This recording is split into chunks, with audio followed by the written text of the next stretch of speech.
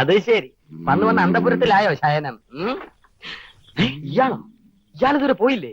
ഓഹോ, അപ്പൊ ഇവിടെ സ്ഥിരതാമസമാക്കാനാണോ പരിപാടി? എന്റെ പൊന്നു മാഷെ, ചതിക്കരുത്. ഇപ്പൊ ആകെ കൂടെ കുഴഞ്ഞേനെ. എന്തോന്ന് കുഴയാൻ? ഇയാളെ ഇപ്പൊ ഇവിടുന്ന് പറഞ്ഞു വിടണം. വന്ന് ഏറിയപ്പോഴേ എന്റെ സ്വാതന്ത്ര്യത്തിലാ കയറി പിടിച്ചത്. മാഷക്ക് വൈകി പറ, ഇയാളെ പുറത്തു കളയാൻ. ചീള് കേറി. മാഷ് ഒന്ന് സമാധാനപ്പെടും. ഇപ്പൊ അവനെ ഉണർത്തരുത്, പ്രശ്നമാകും. പ്രശ്നം? എന്ത് പ്രശ്നം?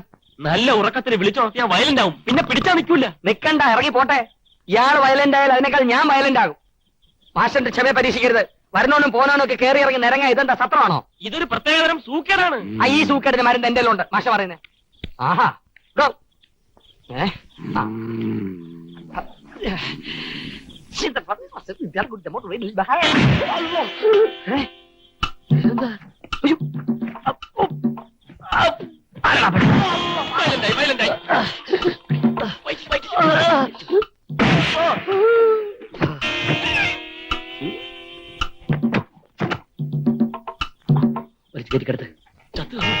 ഒരു പ്രാവശ്യം മൂത്രം ഒഴിച്ചു ശരിയായിക്കോളും. ഇനി നേരിട്ടൊരു ആക്രമണം ഉണ്ടാവില്ല, മനസ്സിലായില്ലേ? വാ. ഇതെന്ത് ഗിയർ സ്ലിപ്പായി? അച്ഛാ, ഈയിടെയായി കടയിൽ കളക്ഷൻ കൂടുന്നില്ലേ എന്നൊരു സംശയം. അത് ചെറുപ്പക്കാരുടെ കളക്ഷൻ. അത് ശരിയാ. നീ വന്നേ പിന്നെ നല്ല കച്ചവടം. എപ്പോ നോക്കിയാലും ആളും പേരുവാ. സുഖിപ്പിക്കണ്ട. ഞാൻ വന്നതിന് ശേഷമല്ല, കാണാൻ കൊള്ളാവുന്ന ഒരു പെണ്ണോട് വന്നതിന് ശേഷം. അത് ഏത് പെണ്ണാടാ? ഏത് പെണ്ണ? എന്റെ ഭാര്യ പ്രേമലത. ഒരു കാര്യം ഞാൻ പറഞ്ഞേക്കാം, ഈ കടയും വീടും കൂടെ ഒരുമിച്ചുള്ള ഏർപ്പാട് അതങ്ങ് നിർത്തിയേക്കണം. വരുന്നവരും പോണവരൊക്കെ അങ്ങ് അകത്തോട്ടാ നോട്ടം. അത് ശരി. നിന്റെ കല്യാണത്തിന് ശേഷം പതിവായി കഴിച്ചുകൊണ്ടിരുന്ന ആ കുഞ്ഞാലിക്കുട്ടി മാഷ് പോലും ഇങ്ങോട്ട് കയറാതെ ഇങ്ങനെ പോയ കട മാറ്റേണ്ടി വരില്ല, പൂട്ടേണ്ടി വരും. അച്ഛ, എന്താടാ? അച്ഛനല്ല അച്ഛ, അച്ഛ. ശരീരം മുഴുവൻ ഉഴുതു മറിച്ചതുപോലുണ്ട്.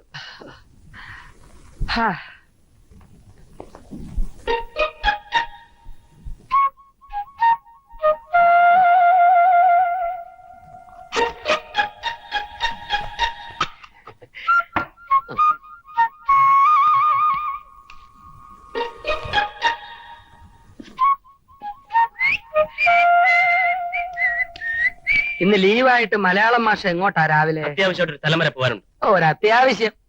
മാഷയുടെ കാര്യങ്ങൾ മാത്രം നടന്നാ മതിയോ? ഒരു കാര്യം ഞാൻ പറഞ്ഞേക്കാം, ഹാജിയാർ ഇവിടെ വേലക്കാരൊന്നും നിർത്തിയിട്ടില്ല. വേലക്കാരെന്തിനാ? ഇവിടൊക്കെ തൂക്കാനും പെറുക്കാനും ഒക്കെ ആരാ ഉള്ളത്? നോക്കിയേ, വൃത്തിയും വെടുപ്പ് വെച്ചാടുന്ന വീടായിരുന്നു. മാഷ് വന്ന ശേഷം ഇത് ഇങ്ങനായത്. ഇവിടെ താമസിക്കാൻ വേറൊരുത്തനും. അവൻ ഒരുത്തനാ ഇതിനൊക്കെ കാരണം. അവൻ എന്റെ കൈ കെട്ടിയാൻ വിളിച്ചായിരുന്നു. ഇല്ല പിന്നെ അല്ല, രാവിലെ കയ്യിലൊരു ഫീസ് വെച്ച്. ഞാനെല്ലാം കേട്ടു. ഒരു കാര്യം ഞാൻ പറഞ്ഞേക്കാം, ഞാൻ കുറച്ചു നാളത്തേക്ക് ഇവിടെയൊക്കെ തന്നെ കാണും. തന്നെയല്ല, ഈ വീട്ടിലെ ജോലികളെല്ലാം മാഷ് തന്നെ ചെയ്യണം, മനസ്സിലായില്ലേ? ഞാനോ? ഇനി ഇതേപ്പറ്റിയൊരു സംസാരം ഉണ്ടാവാൻ പാടില്ല. ഉണ്ടായാൽ ഉണ്ടായാൽ എന്ത് സംഭവിക്കുന്നു തെളിച്ചു പറ. ഉണ്ടാവില്ല. ഇവിടേക്ക് ഒന്ന് വൃത്തിയാക്കിയ മാഷെ കിടക്കുന്നുണ്ടല്ലേ? ഞാനോ? നീ ആ ചൂലെടുത്ത് കൊടുക്കണം. അല്ല, ഞാനെങ്ങനെ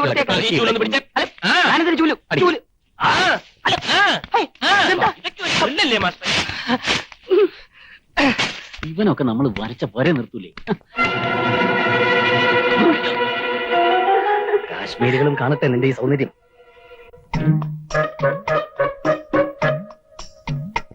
പ്രേമു, ഞാനൊരു സത്യം പറയട്ടെ. കാക്കൂന്തലിന്റെ സുഗന്ധം എന്നെ മത്തുപിടിപ്പിക്കുന്നു. സത്യം.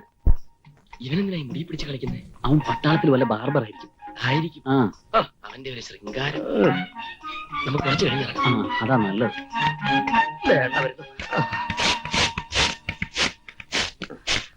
അത്യാവശ്യം ഒന്ന് പുറത്തേക്ക് ഇറങ്ങി പോയിട്ട് വെടികൊണ്ട പന്നികളെ പോലെ രണ്ടും കൂടെ അകത്തേക്ക് കയറി പോന്നു. ഇത്രയേ ഉള്ളൂ അവന്മാരുടെ അത്യാവശ്യങ്ങൾ. 6 പറപ്പുകൾ. എന്താ വിളിച്ചോ? അല്ല, മാറാലെ അടിക്കേണ്ടത് അത്യാവശ്യം ഒന്ന് പറയുകയായിരുന്നു. വളരെ അത്യാവശ്യമാണ്. അതെ, അടിച്ചോ.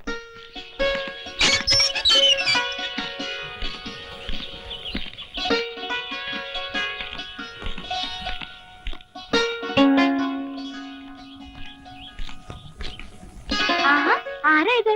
മാഷിങ്ങോട്ടുള്ള വഴിയൊക്കെ മറന്നാണല്ലോ കരുതിയത്. പഠിത്തവും പഠിപ്പിക്കലും എല്ലാം കൂടി ആകെ കൂടെ തിരക്കിലായിരുന്നു. ഇതാരാ? ഇതെന്റെ ഒരു ചങ്ങാതി ജോജി, ബോംബെയിലാ. ഇത് ഹാജിയാരെ മാളാ. പേര് മുംതാസ്.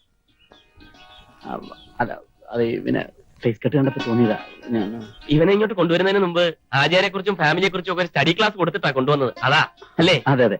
ആഹാ വരി.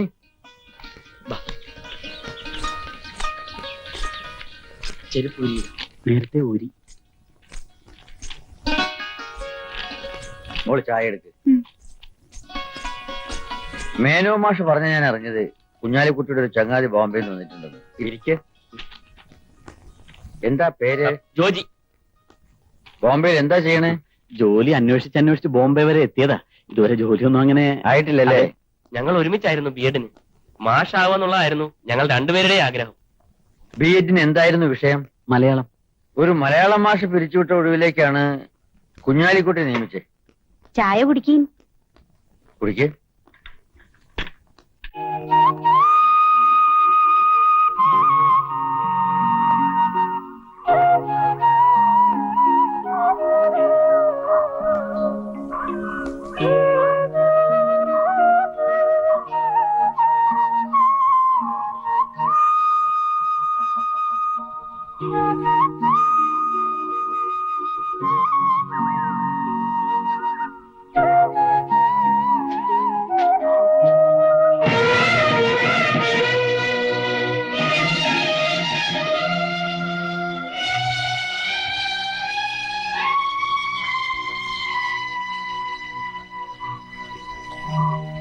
വിളിച്ചാ വിളി കേൾക്കണ നാഗര. പ്രാർത്ഥിച്ചോളൂ. മാഷിന്റെ മനസ്സിൽ എന്താണ് ആഗ്രഹം എന്ന് വെച്ചാ അത് നടക്കും. ഗൗരി, ഞാൻ എന്താ ഇനിയും പറയാൻ ഭാവമുണ്ടോ? ക്ഷേത്രത്തിൽ നാളികേരം ഉടച്ചത് മാഷല്ലാന്ന്. പക്ഷെ എത്ര ആലോചിച്ചിട്ട് എനിക്ക് മനസ്സിലാവണില്ല. ഇസ്ലാമായ കുഞ്ഞാലിക്കുട്ടി മാഷിന് ഞങ്ങളുടെ ദൈവങ്ങളോട് എന്താ ഇത്ര അടുപ്പമെന്ന്. അത് വേണ്ട, മെനഞ്ഞു കെട്ടിയ കഥകളാണെങ്കിൽ എനിക്ക് കേൾക്കണ്ട. എന്തോ ദുരൂഹത ഉള്ളിൽ തോന്നിയെങ്കിലും മാഷിനെ കണ്ടപ്പോ ഒരു പാവാണെന്ന് തോന്നി. അതുകൊണ്ടാണ് പഴയ ആചാരങ്ങളെ ഇന്നും അന്ധമായി വിശ്വസിക്കുന്ന ഏട്ടന്മാരിൽ നിന്നും മാഷിനെ രക്ഷിക്കണമെന്ന് തോന്നിയത്. എന്നെ മാത്രമല്ല, ഒരു കുടുംബത്തെ മുഴുവനാ ഗൗരി എന്ന് രക്ഷിച്ചത്. അതെ, നല്ലവനായ ഒരു ഇസ്ലാമിന്റെ ചോറ് കഴിച്ച പാവപ്പെട്ട എന്റെ അമ്മയും സഹോദരിയും ഇന്ന് ജീവിക്കുന്നത്. ഗൗരി ചോദിച്ചില്ലേ, ഇസ്ലാമായ കുഞ്ഞാലിക്കുട്ടി മാഷിന് നിങ്ങളുടെ ദൈവങ്ങളോട് എന്താ ഇത്ര അടുപ്പമെന്ന്? ആ അടുപ്പവും വിശ്വാസവും കൊണ്ട് മാത്രമാ ഞാൻ ഇന്നിവിടെ ജീവിച്ചിരിക്കുന്നതും ദൈവത്തെ പോലെ ഗൗരി വന്നെന്ന് എന്നെ രക്ഷിച്ചതും. ഗൗരിയോട് പറയാൻ എനിക്കൊന്നേ ഉള്ളൂ. ജോനകപ്പറമ്പിൽ മഹേന്ദ്രവർമ്മയുടെ മകന് ഒരു ഇസ്ലാമിന്റെ വേഷം കെട്ടേണ്ടി വന്ന ഗതികേടിന്റെ കഥ സത്യമാണ്. പുരാതനമായ ഹിന്ദു പാരമ്പര്യമുള്ള ഒരു കുടുംബത്തിലെ അംഗമാണ് ഞാൻ. നല്ലവനായ ഹാജിയാരെ കബളിപ്പിച്ചാണ് ഓരോ നിമിഷവും ഞാനിവിടെ കഴിയുന്നു. ആ സ്നേഹത്തിന്റെ മുമ്പിൽ എല്ലാം തുറന്നു പറഞ്ഞാലോ എന്ന് പലവട്ടം ഞാൻ ആലോചിച്ചിട്ടുണ്ട്. എനിക്ക് ആദ്യം സംശയം ഉണ്ടായിരുന്നു. അതാ ഞാൻ പിന്നാലെ കൂടിയത്. മാഷെ കൊണ്ട് തന്നെ പറയിപ്പിക്കണമെന്ന് തോന്നി. ഇന്നെന്റെ അമ്മയുടെ പിറന്നാളാ. അമ്മയുടെ ആയുസിനു വേണ്ടി മനസ്സ് തുറന്നൊന്ന് പ്രാർത്ഥിക്കാൻ. അതുകൊണ്ടാ ഒളിച്ചും പതുങ്ങിയും ഇവിടേക്ക് വന്നത്. ഇനിയും എന്നെ വിശ്വാസമായില്ലെങ്കിൽ ഗൗരി ഏട്ടന്മാരെ വിളിക്കാം, ഈ നാട്ടുകാരെ മുഴുവൻ വിളിക്കാം. വേണ്ട മാഷെ, നാട്ടുകാരുടെ ഏട്ടന്മാരുടെയും കണ്ണിൽ എന്നും കുഞ്ഞാലിക്കുട്ടി മാഷെ തന്നെ കഴിഞ്ഞാൽ മതി. ഗൗരി, തല്ലാനും കൊല്ലാനും മാത്രം അറിയാവുന്ന കുറുപ്പത്തുകാരെ കുറിച്ച് ഞാൻ കേട്ടിട്ടുള്ളൂ. അവിടുത്തെ കുട്ടിക്ക് ഇത്രയും നല്ലൊരു മനസ്സുണ്ടെന്ന് എനിക്കറിയില്ലായിരുന്നു.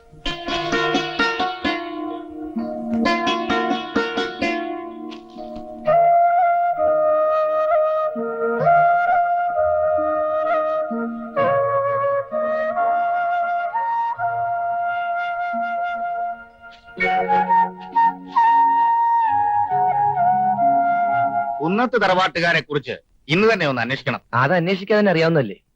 ഇഷ്ടം പോലെ സ്വത്ത്, ഒരേ ഒരു മകൻ. അവർക്കാണെങ്കിൽ നമ്മളുമായിട്ടുള്ള ബന്ധത്തിന് ഇഷ്ടമാണ് ആ കൈമള് പറഞ്ഞത്. എന്നാ ഇനി വൈകിക്കണ്ട. അവൾക്കിപ്പോ കല്യാണം വേണ്ടെന്നാ പറയുന്നേ. എന്താ കാര്യം? ഇനിയും പഠിക്കണം അത്രേ. കുറുപ്പത്തെ തീരുമാനങ്ങൾ എടുക്കുന്നത് അവളല്ല, ഞാനാണ്. പറഞ്ഞേക്ക അവളോട്.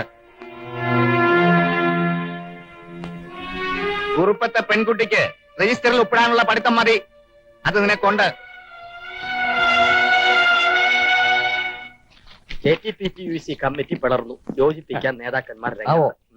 മാഷേ യുദ്ധം തുടങ്ങുന്ന കാര്യം വല്ലതുമുണ്ടോ പത്രത്തിൽ? ഉണ്ട്. ഭാരതത്തെ രക്ഷിക്കാൻ ഞാൻ ഉടനെ പോകേണ്ടി വരുമോ? വേണ്ട, കല്യാണം കഴിച്ച ശേഷം സുമാരക്കുറിപ്പ് എപ്പോഴും അകത്താണോ? അല്ല, പുറത്തായിരുന്നു. കാണാനില്ലല്ലോ.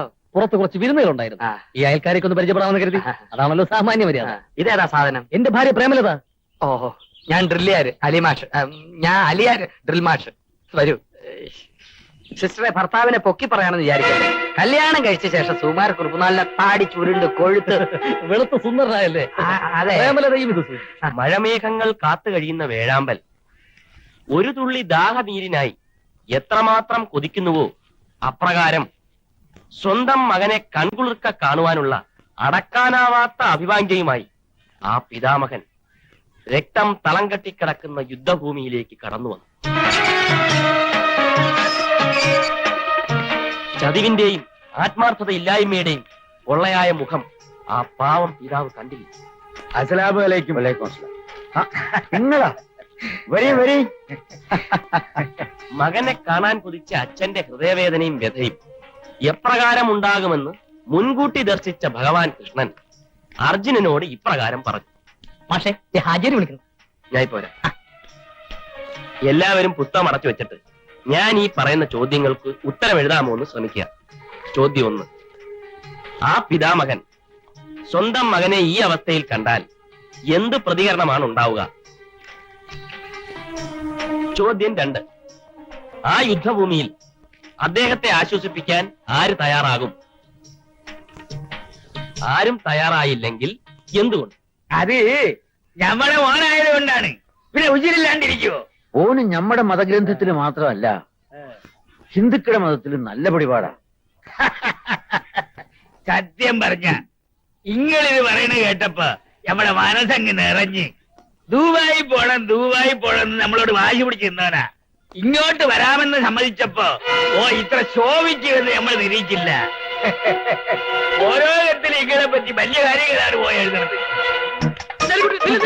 നിന്റെ ബാപ്പ സ്കൂളിൽ വന്നിരിക്കുന്നു. അപ്പോ വീട്ടോട്ട് പോവാം. വീട്ടിൽ പോണ്ട. വീട്ടിൽ പ്രേമലത അയ്യോ, ഇങ്ങോട്ട് പോണ്ട. അയ്യോ, അവിടെ വാപ്പ. അപ്പൊ പിന്നെ എവിടെയെങ്കിലും പോവാം. വാ. അയ്യോ, ഹാജിയാരെ. രണ്ടാളും ഉണ്ടല്ലേ. നാട്ടിലും ഇങ്ങനെയാ, പഠിച്ചതും വളർന്നതും ഒന്നിച്ച. ജോലി എപ്പോ വന്ന്? കുറച്ചു ദിവസമായി. ഞാൻ തനിച്ചാണെന്ന് പറഞ്ഞപ്പോ ഇങ്ങ് പോന്നു. ഒരു കൂട്ടിന്. അതെ. വീട്ടിൽ അമ്മയ്ക്ക് അസുഖമൊന്നും ഇല്ലല്ലേ? ഒരു നാട്ടുകാരാണെങ്കിലും കാണാൻ പറ്റാറില്ല.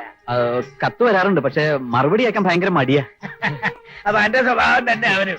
രണ്ടുപേർക്കും ഒരു സ്വഭാവമാ. അതെ അതെ. സ്കൂളും നാട്ടുകാരും ഒക്കെ എങ്ങനെ പിടിച്ചാ? സ്കൂളും നാട്ടുകാരെയും ഒക്കെ എനിക്കിഷ്ടായി. എനിക്കും ഇഷ്ടമായി. നല്ല ആൾക്കാരാ.